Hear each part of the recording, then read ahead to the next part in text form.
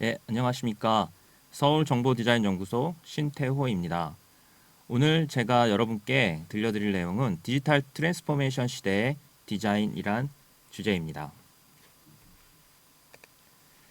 화면에 보시는 것이 저의 이미지인데요. 좌측에 보이는 것이 친근한 동네 아저씨 이미지, 가운데가 좀 재밌는 유머러스한 캐릭터의 이미지, 그리고 오른쪽이 디자이너로서의 저의 이제 이미지입니다. 오늘 강연은 제가 이제 가운데 좀 유머러스한 저의 모습으로 디자인을 강연을 하고 싶은데요. 그렇게 잘 될지는 모르겠습니다. 저는 지금 현재 서울정보디자인연구소 소장을 맡고 있고요. 여러 서울에 있는 대학에서 학생들을 가르쳤습니다. 그리고 서울디자인재단의 자문위원으로 활동하였습니다. 앞에서는 이제 텍스트 형태로 된 저에 대한 소개이고요. 두 번째는 차트 형태에 대한 저의 간단한 이력입니다. 텍스트와 차트로 보여주는 부분이 좀 되게 느낌이 다르죠. 굉장히 많은 정보를 담고 있는데 오늘 이제 제가 여러분께 들려드릴 강연의 내용과도 좀 밀접한 관련이 있습니다. 우선은 화면에 보시는 것처럼 지금 크게 보면은 세 가지 색상으로 구성이 되어 있습니다. 그린, 오렌지, 그다음에 스카이 블루. 각각의 세 가지 색상은 저의 전공 분야를 나타냅니다.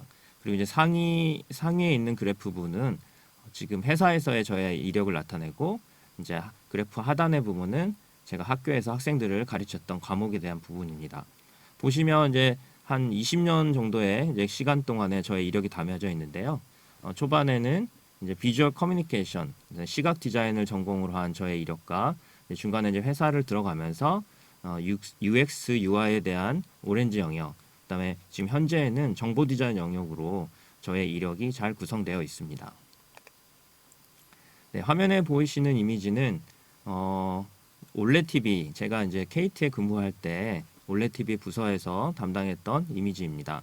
지금 현재 TV 모습과 크게 다르지 않은데요. 이 이미지는 사실은 거의 한 10년 정도의 디자인했던 이미지입니다. 디자인의 업무는 어떻게 보면 미래에 대한 것들을 예측하고 어떻게 하면 이제 사용자들에게 보다 쉽고 편리하게 또 보기 좋게 활용할 수 있게끔 하는 그런 부분들을 하게 되는데요. 그런 면에서 사실 이 디자인은 제가 한 10년 전에 했던 부분인데 현재 지금 적용돼서 잘 활용하고 있습니다. 네, 각각의 이제 세부 페이지에 대한 디자인입니다. 보시면 그냥 어떤 정보에 대한 부분들을 보기 좋게 보여준다라고 생각할 수 있지만은 이런 화면에는 여러 가지 이제 기술들이 담겨져 있습니다. 우측 상단의 마이 메뉴라는 부분에 보시면 심슨 캐릭터가 있는데요. 저러한 기능들은 과연 어떠한 것들을 TV에서 하려고 하는 기능일까요? 네, 바로 이제 개인화 기능입니다. 사실 TV라는 단말기는 가장 대표적인 공용 단말기인데요. 우리가 집안에 보면 TV가 뭐 여러 대 있는 집도 있지만 대부분은 거실에 이제 TV가 있습니다. 네, 그렇기 때문에 공용으로 쓰는 단말기인데도 불구하고 저렇게 개인화된 기능에 대한 부분에 대한 것들이 10년 전에도 이미 고려가 되어 있었습니다. 자, 개인화 기능을 통하면 어떤 것들이 좋아질까요?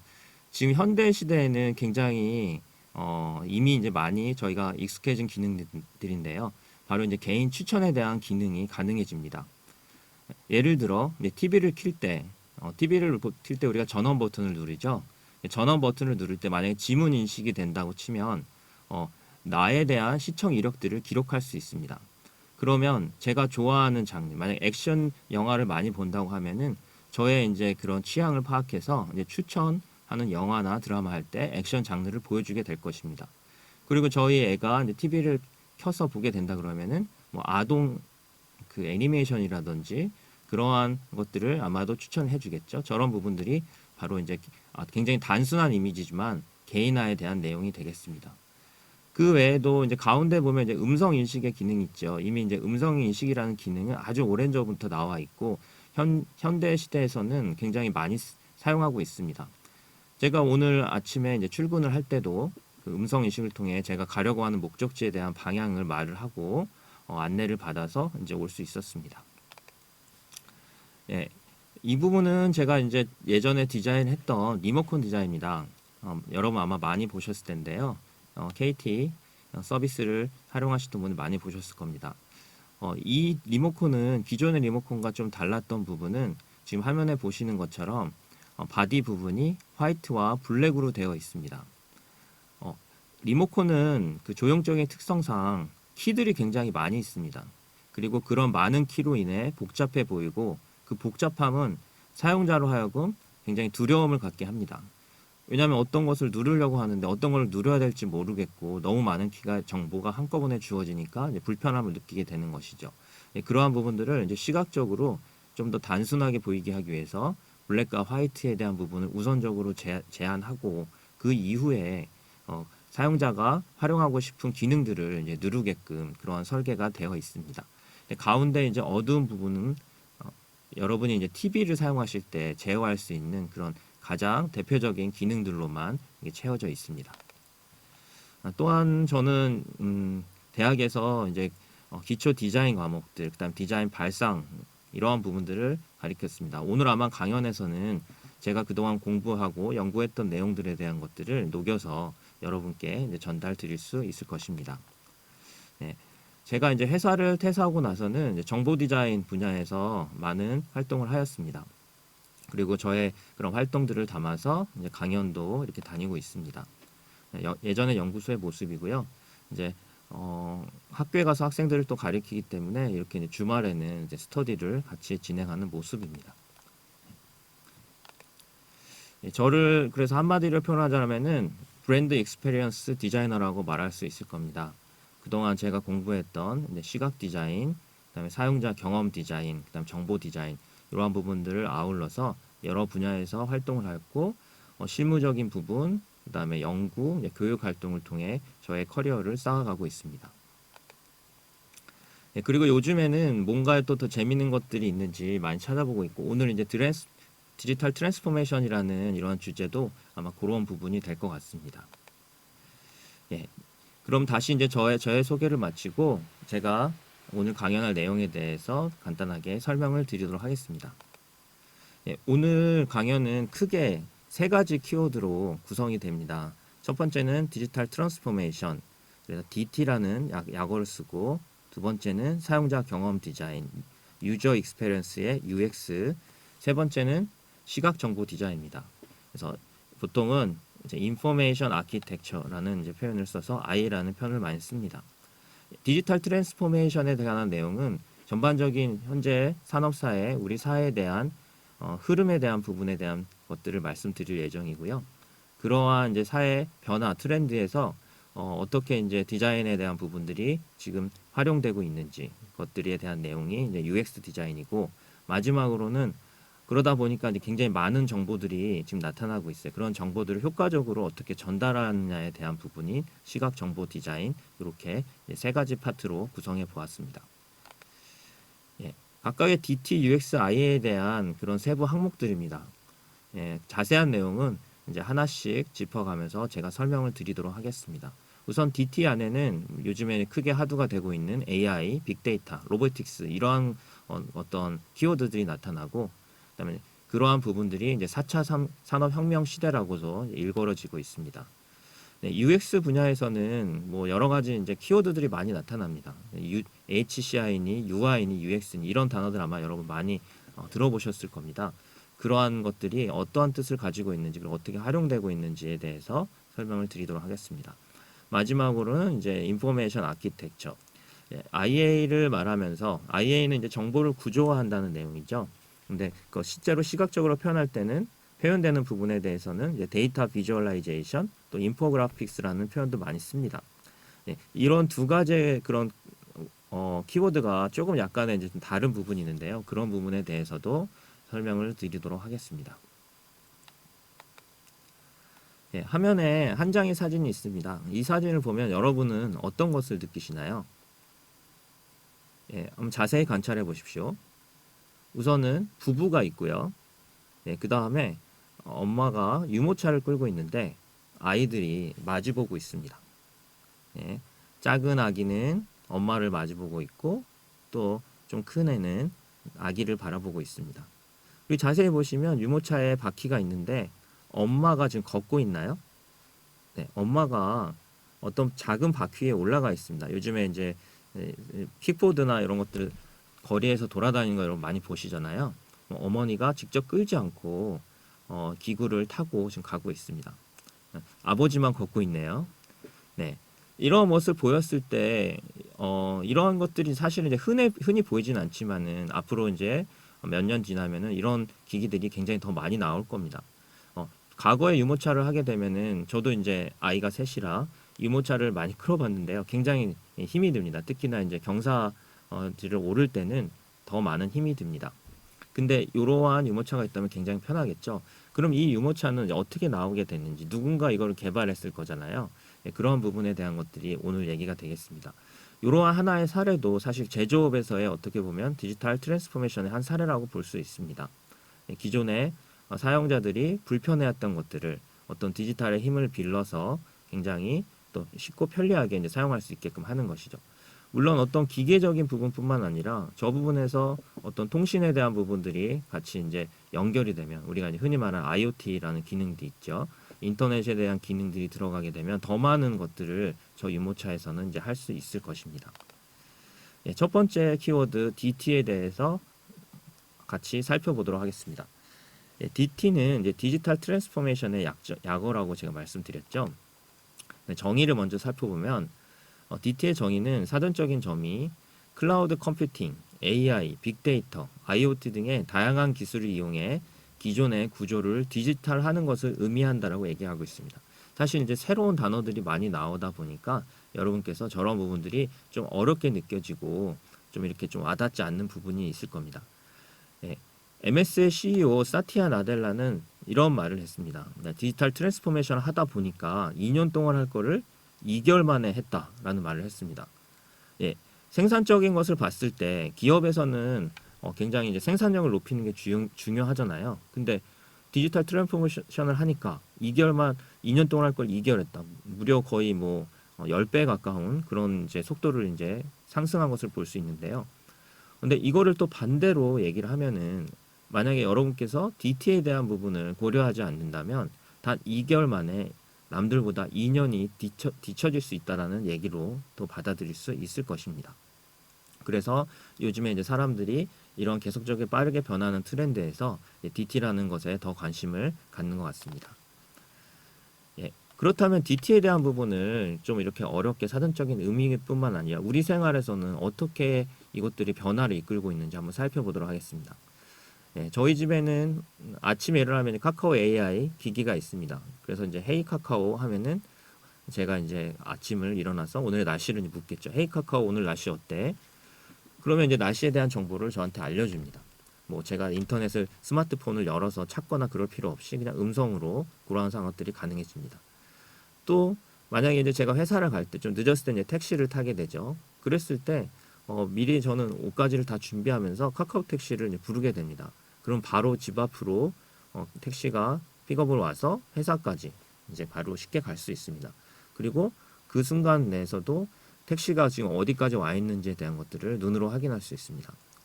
또 회사 근처에 가서는 이제 커피를 이제 들어가기 전에 업무를 시작하기 커피 한 잔 하시잖아요. 그때 그 시간 기다리는 시간조차도 줄일 수가 있습니다. 사이렌 오더라는 그런 프로그램 툴을 사용해서 스타벅스 커피를 기다리지 않고 빠르게 픽업할 수 있습니다. 회사에 와서는 또 어떠한 우리가 DT의 영향을 받고 있죠?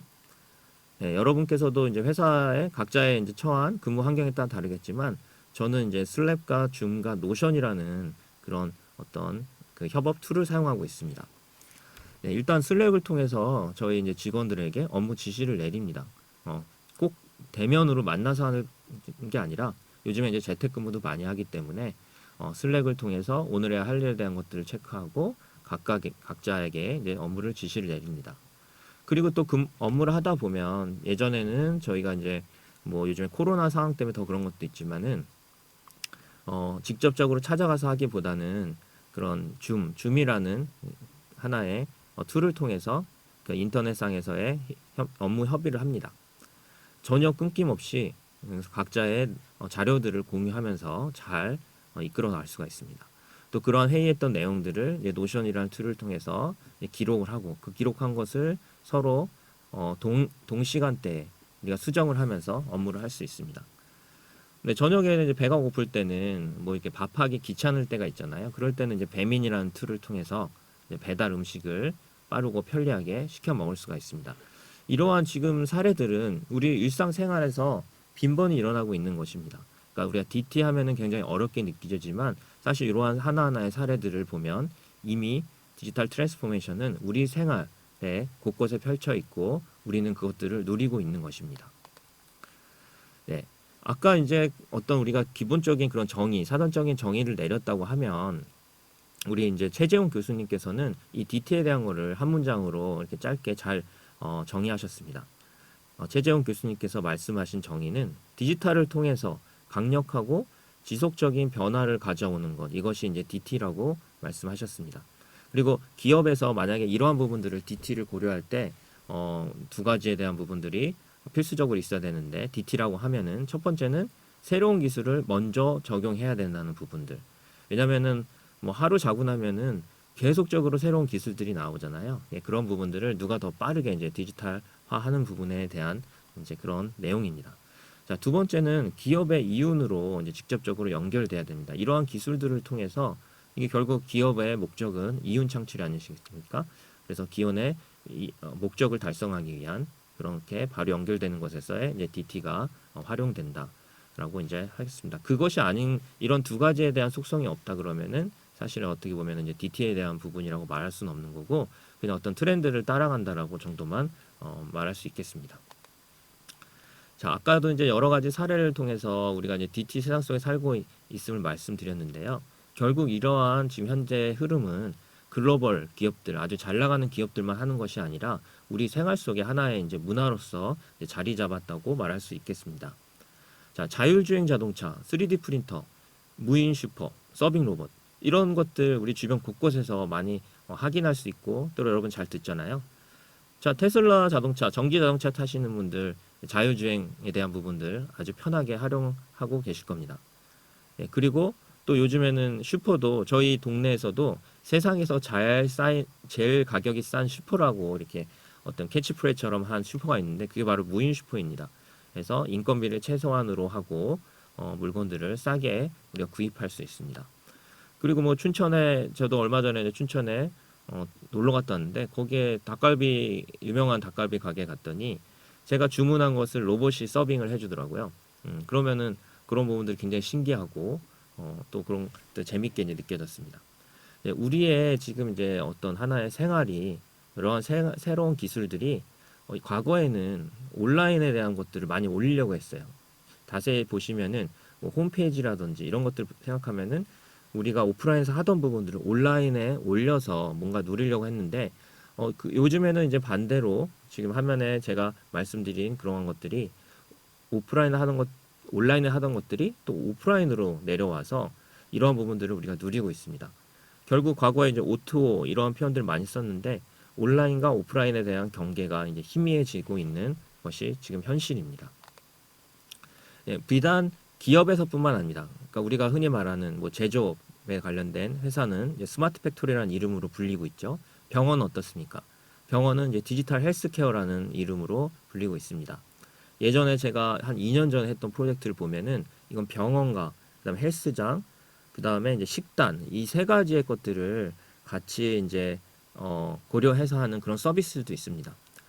그래서 여러분은 이제 스마트워치를 차고 계시잖아요. 그러면 스마트워치를 차면 내 몸에 대한 것들 어떤 건강적인 부분들 많이 진단을 해주고 내가 그리고 회사에 가서 식단에서 밥을 먹을 때 그런 칼로리에 대한 것들도 체크를 해주고 어떤 영양분을 흡수했는지 그것이 이제 병원 기록과 연결돼서 우리가 보다 건강하고 그렇게 건강한 삶을 유지할 수 있게끔 되는 거죠. 이러한 부분들이 다 이제 디지털 트랜스포메이션의 또 한 예제가 될 것 같습니다.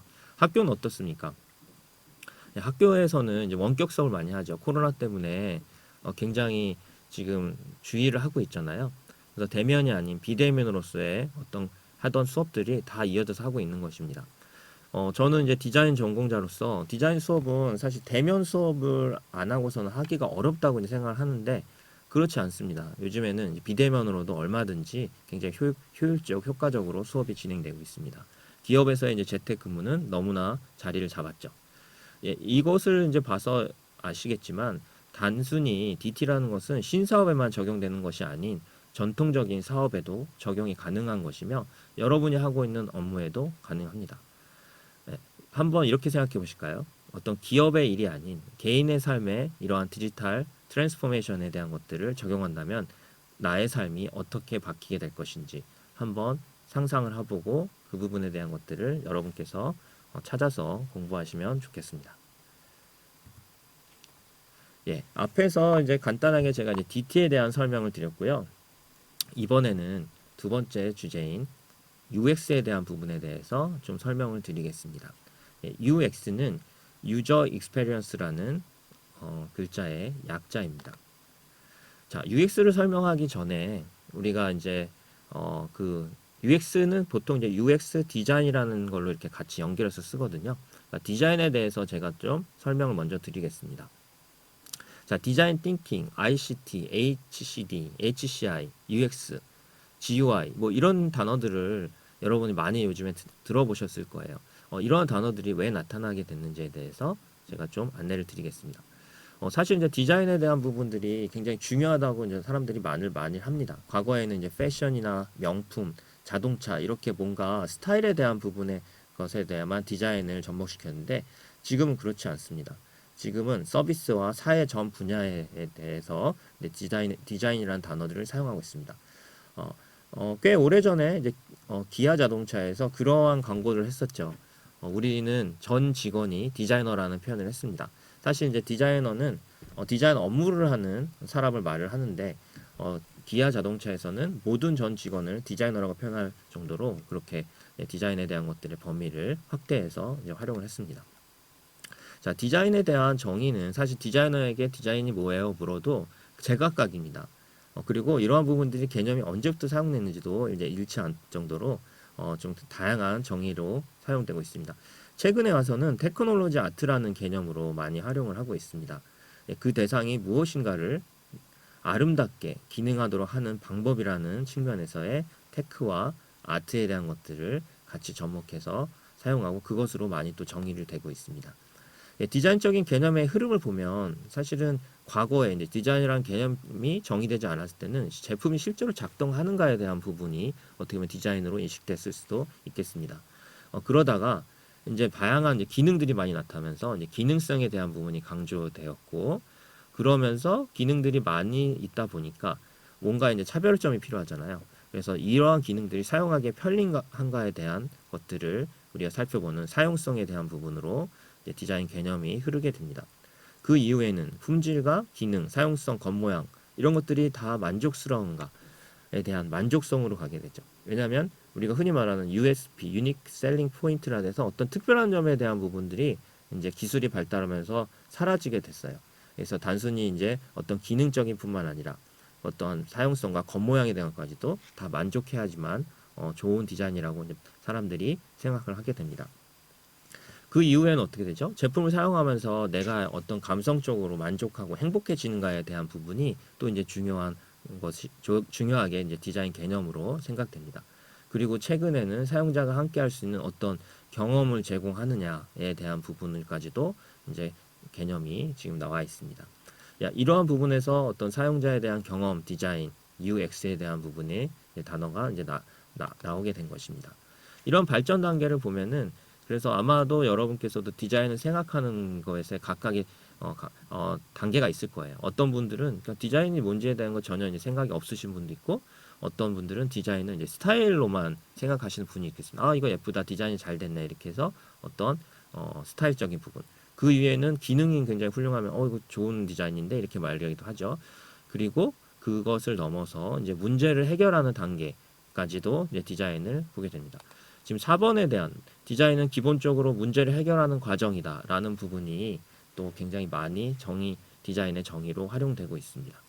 자, 디자인은 문제를 해결하는 과정이라고 생각을 한다 그러면은 여러분은 어떻게 보면은 누구나 디자이너라고 할 수가 있겠습니다. 왜냐하면 하루에도 굉장히 많은 문제와 부딪히고 그것을 해결하고 있기 때문입니다. 자, 그러면 아까 이제 말한 다시 돌아와서 우리가 이제 HC와 UI, UX에 대한 개념으로 이런 키워드들을 많이 이제 또 생겨나고 있는데요. 각각의 단어가 의미하는 것들을 좀 살펴보도록 하겠습니다. 자, HCI는 Human Computer Interaction이라는 뜻입니다. 자, 인간과 컴퓨터, 그러니까 기계를 말하는 거죠. 둘 사이의 어떤 상호작용에 대한 부분이 바로 HCI입니다. 자, UI는 사용자 인터페이스, 인터페이스라는 거는 인터페이스는 맞닥뜨린 상황을 말하는 거죠. 사용자가 무언가를 맞닥뜨린 것이라고 이제 우선은 정의 내리고 뒤에서 제가 더 자세히 설명드리겠습니다. 그다음에 유저 익스페리언스는 사용자의 경험이라고 얘기를 합니다. 자, 이러한 부분들이 왜 중요하게 되었는지, 왜 키워드로 자꾸 언급이 되는지에 대해서 간단하게 설명을 드리겠습니다. 자, 이러한 것들이 사용하게 된 것은 복잡한 행동을 드러내는 제품이 출현했기 때문입니다. 자, 왼쪽에 보이는 전화기, 과거에 우리가 보던 전화기입니다. 제 전화기에는 어떻게 활용을 하죠? 일단 수화기를 들고 다이얼을 돌립니다. 번호에 대한 부분들을 하나씩 돌리고 번호를 다 돌리게 되면 자동으로 이제 신호가 가면서 상대방과 통화를 할 수 있습니다. 자, 통화를 한 후에 어떻게 하죠? 끊기 위해서는 그냥 수화기를 다시 내려놓으면 됩니다. 그거 외에 어떤 기능이 있을까요? 따르릉 전화가 울리면 전화를 받고 그 다음에 수화기를 들고 전화를 걸고 송신과 수신 외에는 특별한 기능이 없습니다. 우선 뭐 저 자체가 굉장히 클래식한 디자인이라 어떤 인테리어 기능이 있을 수 있고 또 가끔씩 집에서 이제 엄마와 아빠가 싸울 때 뭐 저걸 때 던지는 그런 기능으로 활용할 수 있을지 모르겠습니다. 그 외에는 기능이 없습니다. 하지만 요즘에 나오는 이제 스마트 제품들, 스마트폰에 대한 기능은 어떨까요? 어떤 기능이 있죠? 여러분들 스마트폰을 어떤 용도로 사용하십니까? 네, 우선 가장 대표적인 건 당연히 통화도 되겠지만 문자도 보내고 그 다음에 뭔가 궁금할 때 우리가 서치를 하잖아요. 인터넷을 통해서. 그리고 음악도 듣고 그 다음에 영상도 찍고 촬영도 하고 심지어 편집도 하고 그 다음 쇼핑도 하고 뭐 과거에 할 수 없었던 일들을 굉장히 많은 것들을 할 수가 있게 되었습니다. 이러한 복잡한 행동을 드러내는 제품이 출현하면서부터 이거를 누군가 만들잖아요. 거기에 따른 새로운 디자인, 관리 방법론이 필요해진 것입니다. 그리고 이제 그런 부분들을 효과적으로 하기 위한 것이 바로 이런 아까 말한 단어들에 대한 연구입니다. 네, 우리가 인포메이션 아키텍처는 정보를 구조화시키는 거죠. 왜 그럴까요? 기존에 되게 단순한 기능을 너무 많은 기능이 생겼잖아요. 그러면 그것들을 1대1로 하게 되면은 사용자 입장에서는 혼란스러울 거잖아요. 내가 찾고 싶은 기능들을 바로 찾을 수가 없을 거예요. 그래서 그 부분에 대한 것들을 효율적으로 하기 위한 정보 구조화에 대한 개념이 생겨난 것입니다. 그리고 단순한 게 아니라 내가 여기서의 주고받는 부분에 대한 인터랙션에 대한 것도 해야 되는 거죠. 왜냐하면 내 머릿속에는 어떤 기대치가 있고 그거를 생각하고 어떤 액션을 취했는데 상대방에 대한 피드백이 그렇게 기대한 것처럼 오지 않는다면 나는 실망할 것이고 불편을 느끼게 될 것입니다. 그래서 그런 상호작용에 대한 인터랙션에 대한 연구로도 이제 진행이 된 것입니다. 결국은 제품, 공간, 시스템, 서비스 이런 모든 것들에 대한 부분들이 복잡한 행동을 나타내는 게 되었고 그런 부분에 대한 어떤 새로운 방법론과 관리론에 대한 것들이 대두된 것입니다. 물론 그러한 부분들이 발생된 것의 가장 중심이 되는 것은 바로 이제 인간이며 이런 인간들에 대한 것들을 행동을 디자인하는 것이 바로 이제 UX 디자인이라고 말할 수가 있겠습니다. 자, 제가 말씀드린 부분은 이제 한 장의 장표로 누군가 이렇게 잘 정리를 해놨는데요. 그것을 한번 관련성을 서로 연관된 것들을 보도록 하겠습니다. 일단 아까 말씀드렸듯이 휴먼 컴퓨터 인터랙션은 인간과 컴퓨터 사이와의 어떤 상호작용에 대한 것들을 연구하는 거라고 그랬죠. 자, UI적인 부분에 대한 것들은 아까 UI와 그럼 UX는 어떻게 다르냐? 일단 UI적인 부분들은 기계 쪽에서의 해석을 합니다. 자, 인간이 기계와 맞닥뜨린 상황에서의 기계가 가지고 있는 그런 모습들에 대해서 나타나는 것들은 다 UI적인 요소입니다. 반대로 맞닥뜨린 상황에서의 사용자, 그러니까 인간의 입장에서의 해석되는 부분들은 바로 UX라고 말할 수 있겠습니다. 그러니까 사용자가 기계를 사용할 때는 어떤 유용성이나 사용성, 감성에 대한 것들을 느끼게 되고 이러한 부분들의 연구가 이루어지는 게 바로 이제 UX가 되겠습니다. 자, 이렇게 이제 한 장의 장표로 잘 요약이 돼서 여러분들이 쉽게 이해하실 수 있을 것입니다. 자, 그러면 제가 화면에 있는 사진을 보고 예를 한번 들어보겠습니다. 자, 이 화면에서 UI적인 요소는 어떤 것이 있을까요? 자, 아까 UI는 사람과 기계가 맞닥뜨린 상황에서 기계 쪽에서의 어떤 해석을 한다고 하셨죠? 자, 핸들, 핸들은 UI적인 요소일까요? 예, 핸들은 UI적인 요소가 맞습니다. 왜 어떤 기능을 하죠?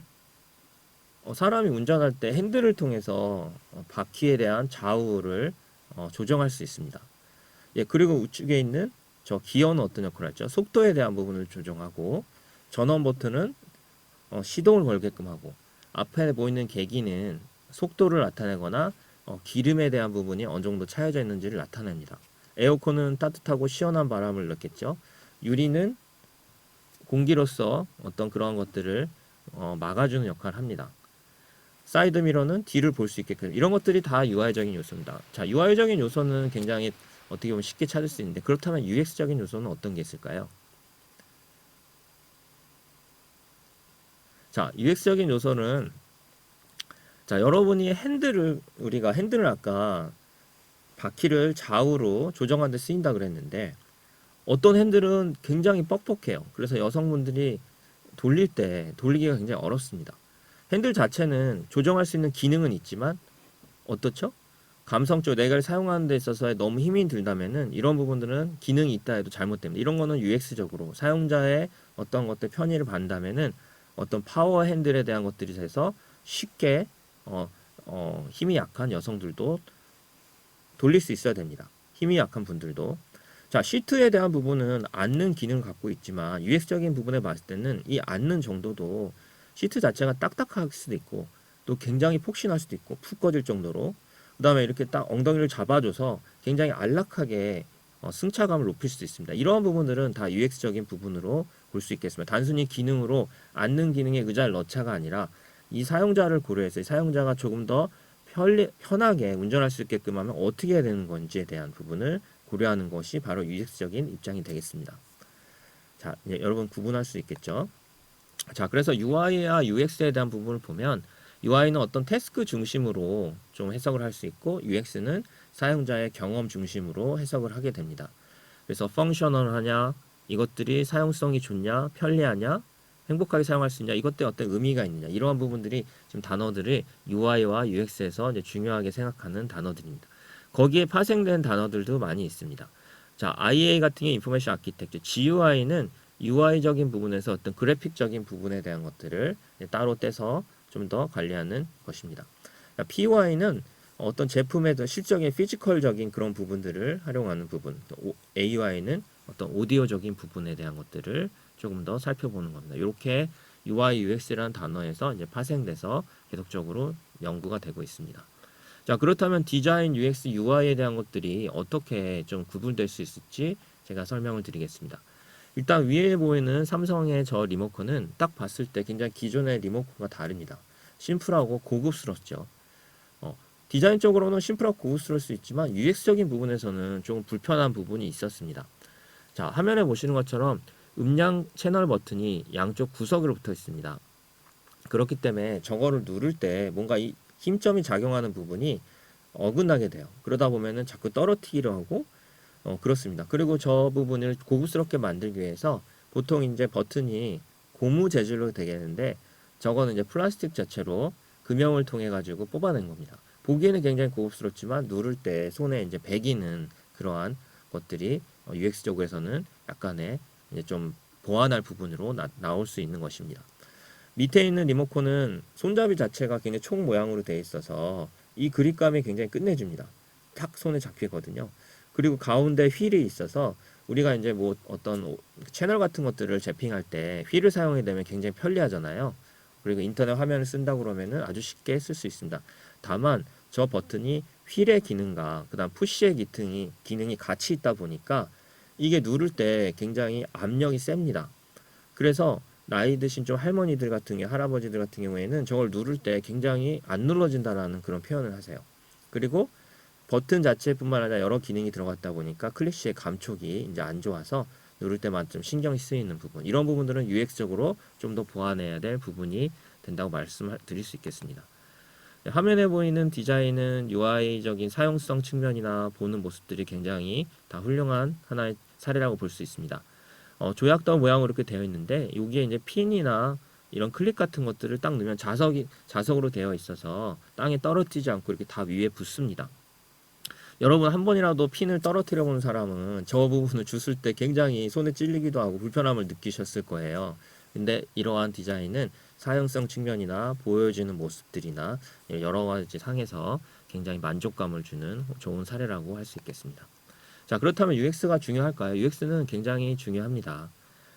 기업에서는 어떻게 보면 생존의 문제라고 말할 수 있겠습니다.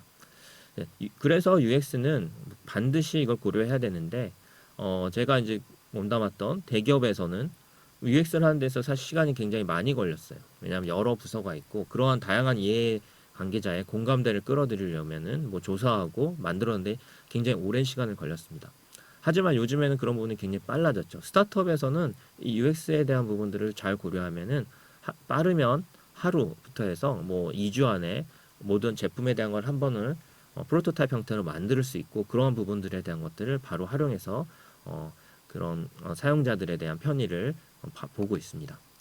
이러한 UX들을 하기 위해서 이제 디자이너들은 많은 방법론이나 툴을 활용하는데요. 첫 번째 이제 어떤 안내에 대한 역할을 할 수 있는 그런 지도의 역할을 할 수 있는 더블 다이아몬드라는 맵을 또 활용하기도 하고 그리고 제품이나 그런 것들을 서비스 디자인 할 때 고객 입장에서 하는 디자인 그리고 목표를 지향해서 하는 디자인 이러한 방법들을 써서 UX를 진행하고 있습니다. 네, 더블 다이아몬드라고 말은 화면에 보이는 것처럼 두 개의 이제 다이아몬드가 있는 거죠. 그래서 더블 다이아몬드라는 표현을 씁니다. 우리가 보통 이제 이런 단계들을 크게 네 단계로 보이는데요. 첫 번째는 이제 디스커버, 두 번째는 디파인, 디벨롭, 딜리버 이렇게 네 단계를 거쳐서 이제 더블 다이아몬드가 이루어집니다. 그래서 이러한 더블 다이아몬드는 우리가 4D라고도 또 지칭하기도 합니다. 자, 이런 방식이 UX에서 이제 하나의 어떤 프로젝트에 사용하는 방식인데 이거를 전체적인 프로세스를 처음부터 끝까지 밟아서 활용하는 경우도 있지만은 시간이 없는 스타트업 같은 데서는 부분적, 선택적으로 활용해서 이제 또 진행이 되고 있습니다. 자, 근데 이 두 덩어리의 사고 방식은 좀 다릅니다. 첫 번째 덩어리는 약간 사회과학적인 진행 방식입니다. 그래서 앞에서의 정말 뭔가를 발견하고 정의 내리는 부분이 내가 대학 시절 때 하던 방식과 크게 다르지 않는데, 예, 맞습니다. 그래서 앞에 있는 다이아몬드는 가설을 정하고 실험하고 검증하는 사회과학적 진행 방식이고, 뒤쪽에 있는 방식은 어떤 전통적인 디자인 방식이라고 했습니다. 그래서 어떤 디자인 컨셉, 방향을 정하고 그것을 어떻게 표현할 건지에 대한 부분으로 고민을 합니다.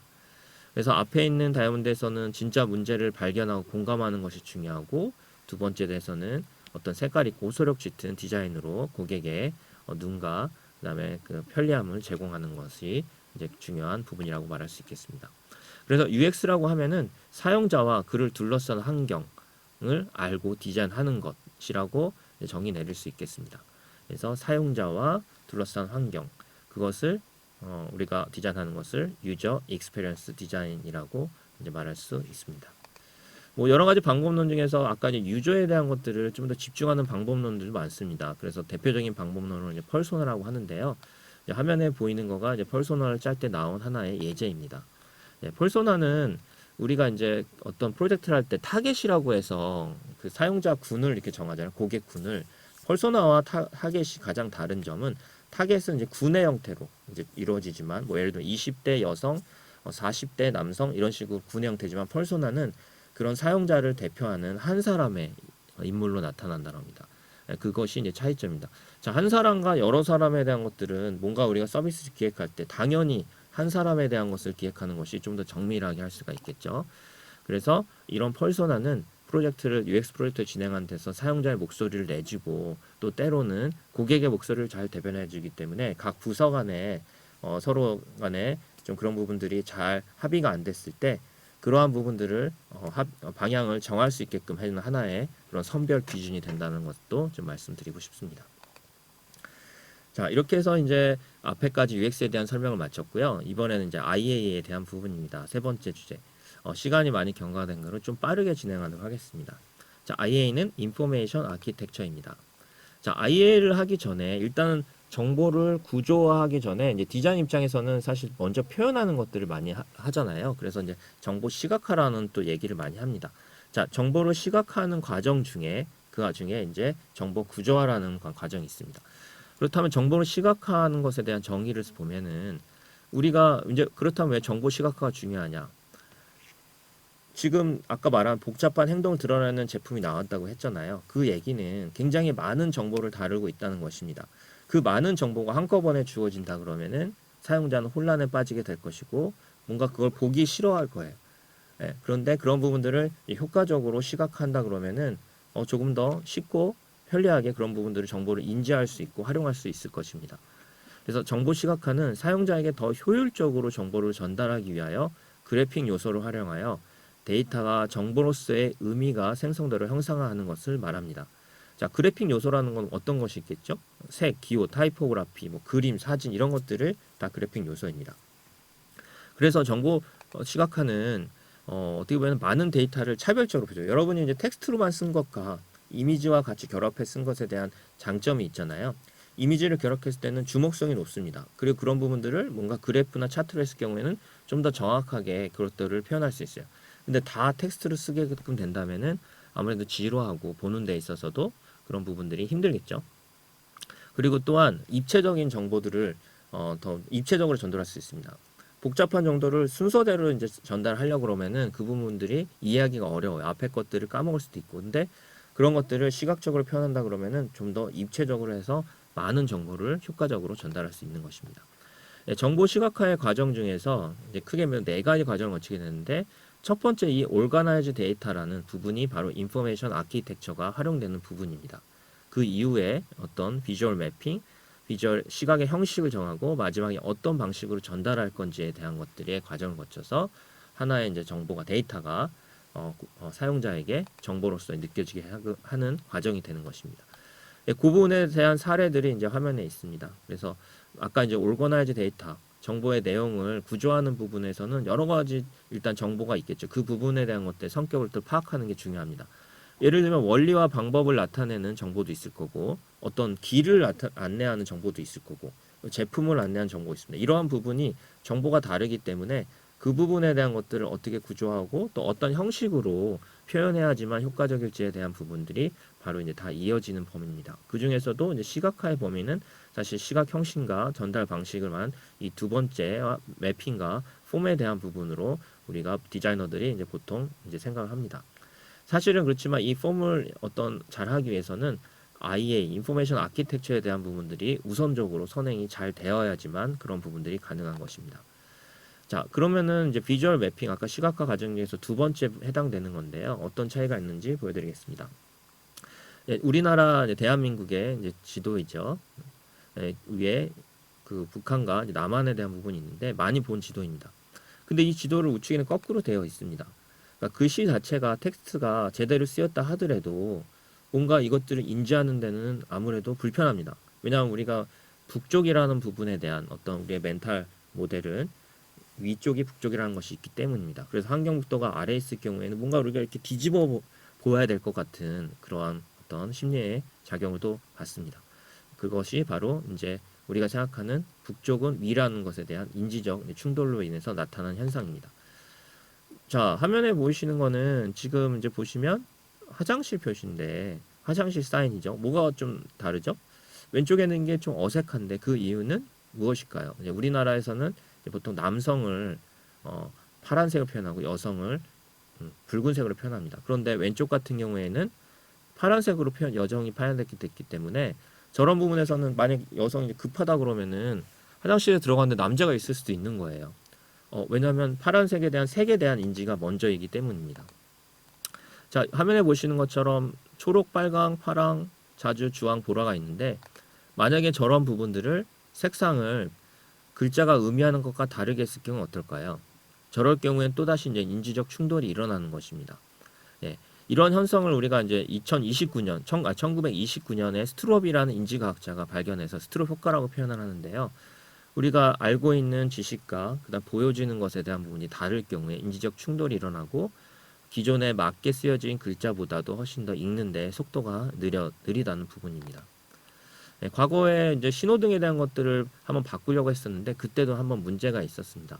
어떤 문제냐면은 사색에 대한 신호등을 삼색으로 바꾸면서 저 화살표에 대한 부분들을 다 넣었어요. 그런데 저게 이제 뭐가 문제냐면 빨간불일 때도 이제 화살표가 뜬다는 거죠. 그렇다면 화살표는 가라는 얘기인데 빨간불은 멈추라는 거잖아요. 근데 이 신호가 동시에 뜨게 된 겁니다. 그러면 사람들은 어떻게 생각할까요? 이게 가라는 건가? 말라는 건가? 그렇게 되면서 굉장히 혼란을 느끼죠. 바로 시범 설치하자마자 이제 없어진 사례입니다. 이런 부분들이 바로 인지적인 충돌을 일으키는 부분입니다. 예. 그래서 그래픽적인 요소는 장식적인 게 아니라 정보를 구조의 이해를 돕고 목적과 특성에 맞도록 효과적으로 표현이 되어야 합니다. 특히나 요즘같이 굉장히 복잡한 정보, 특히 디지털로 전환되는 시대에는 이러한 디자인에 대한 것들을 단순히 어떤 그래픽적이고 장식적으로만 활용하시면 안 된다는 것입니다. 이 화면에 성이 많은데 여기서도 내가 전하고자 하는 성의 어떤 정보가 뭐에 따라 달라지겠죠. 스타일적인 성이냐 아니면 방의 구조를 나타내는 것에 따라서 여러분은 선택을 달리 하셔야 될 겁니다. 화면에 텍스트로 많이 써 있는데 이러한 부분들을 이렇게 볼 때는 뭔가 연관성을 파악하기도 그렇고 굉장히 이해하는데 시간이 걸릴 것입니다. 하지만 화면에 보는 것처럼 그러한 부분들을 어떤 그래픽적인 요소를 활용해서 한다 그러면은 보다 효과적으로 연관성에 대한 부분들을 전달할 수 있을 것입니다. 그러한 사례들은 여러 개 있습니다. 이제 픽토그램이라는 사례도 하나의 정보 시각화의 대표 사례인데요. 특히나 올림픽같이럼 여러 나라에서 사람들이 왔을 때는 이런 거를 텍스트로 전달하기가 어렵습니다. 그렇다고 그런 모든 텍스트를 중국어, 일본어, 한국어, 영어, 독일어 이렇게 다 쓸 수는 없는 거잖아요. 그렇기 때문에 이러한 어떤 조형적인 부분을 가진 픽토그램을 활용해서 전달할 수 있습니다. 픽토그램은 이제 픽처와 글자를 나타내는 그램의 합성어이겠죠. 또한 일러스트레이션을 통해서 전달할 수 있습니다. 물론 사진으로 전달할 수 있지만 정보 시각화에서의 일러스트레이션은 굉장히 이제 중요한 역할을 하고 있습니다. 사진은 그러면 일러스트레이션이 사진에 비해서 어떤 부분을 더 효과적으로 할 수 있을까요? 네, 사진은 그 자체가 너무 많은 정보를 가지고 있습니다. 그래서 내가 원하는 정보를 전달할 때 전달하고 싶은데 그거를 보는 사람은 다른 정보를 캐치하기 때문에 오히려 명쾌하게 정보를 전달해서는 일러스트레이션에 대한 부분들을 많이 활용하고 있습니다. 또한 차트에 대한 부분이죠. 차트, 선그래프, 분포도 각각의 정보가 가지고 있는 그러한 성격에 따라서 보다 효과적으로 전달을 할 수가 있습니다. 추이를 나타내는 때는 선그래프, 뭔가의 항목 간의 비교를 나타낼 때는 막대 차트, 그 다음 비율적인 부분은 면적 차트, 파이 차트를 통해서 우리가 효과적으로 전달할 수 있는 것입니다.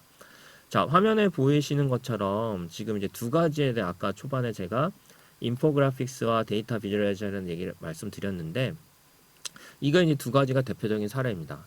왼쪽에 있는 부분은 어떤 굉장히 단순화된 그래프로 되어 있고 오른쪽은 뭔가 일러스트레이션이 가미되어 있어요. 근데 내용을 보면은 같이 1972년부터 82년까지 점차적으로 뭔가 상승되는 것을 나타납니다. 예. 이런 부분의 대표적인 그 두 분의 이제 각각의 담당하는 그런 그루들이 있습니다. 첫 번째 어떤 이렇게 굉장히 간결한 차트에는 그 예일대학교의 통계학과 교수님 에드워드 터프트 분이 제시한 형태. 자, 이 그 교수님은 차트 정크라는 표현을 썼습니다. 그래서 정보가 잉크량을 많이 소비할수록 그 정보에 대한 시각화는 잘못됐다라는 정도 굉장히 극단적으로 말씀하셨는데요. 정보를 전달하는 데 있어서 굉장히 간결하게 하는 것이 정확하고 우위에 있다고 말씀했습니다. 그에 반해서 이제 나이젤 홈즈 뉴욕타임즈 기자죠. 똑같은 그래프인데 하나는 이렇게 됐고 하나는 지금 보면은 굉장히 시각적으로 뭔가 주목을 줍니다. 여성이 이제 스타킹을 신고 있는데 그런 부분이 이렇게 나와 있죠. 자, 그래서 이제 왼쪽에 있는 부분을 보통 우리가 데이터 비주얼라이제이션 우측을 인포그래픽스라고 표현합니다. 그래서 인포그래픽스는 어떤 먼저 약간 있던 스토리 텔링에 대한 부분들이 이제 좀 가미가 됩니다. 어느 부분이 낫다라고 하기엔 좀 어렵습니다. 어떤 하나의 실험에서 왼쪽과 오른쪽에서의 어느 게 더 빨리 인지되냐 했을 경우에는 왼쪽 부분에 대한 그래프가 빠르게 인지한다라는 결과가 나왔습니다. 실험 결과. 그런데 몇 개월, 몇 년이 지난 뒤에 그때 실험했던 거 어떤 것이 기억에 남냐 했을 때는 우측에 있는 이런 어떤 인포그래픽스, 일러스트레이션 활용한 부분들이 더 오래 기억에 남는다고 했습니다. 정보를 전달하는 것에 대해 우리가 효과라고 봤을 때는 빠르게 인지하는 것도 효과라고 할 수 있지만 오래 기억되는 것도 이제 좋은 효과이기 때문에 그러한 부분들이 이제 디자이너가 우리가 이제 선별해서 그래프를 쓸지 어떤 인포그래픽스의 형태를 쓸지에 대한 것들을 구분해서 활용하고 있습니다. 자, 그래서 오늘 제가 여러분께 디지털 트랜스포메이션 시대의 디자인에 대해서 크게 이제 세 가지 관점에 대해서 말씀드렸습니다. 첫 번째 이제 DT에 대한 어떤 패러다임에 대한 얘기, 두 번째 이제 사용자의 환경을 둘러싼 디자이너의 어떤 방법, 접근에 대한 부분, 세 번째 많은 정보를 효과적으로 활용하는 부분인 인포메이션 아키텍처, 정보 시각화에 대한 정보를 말씀드렸습니다.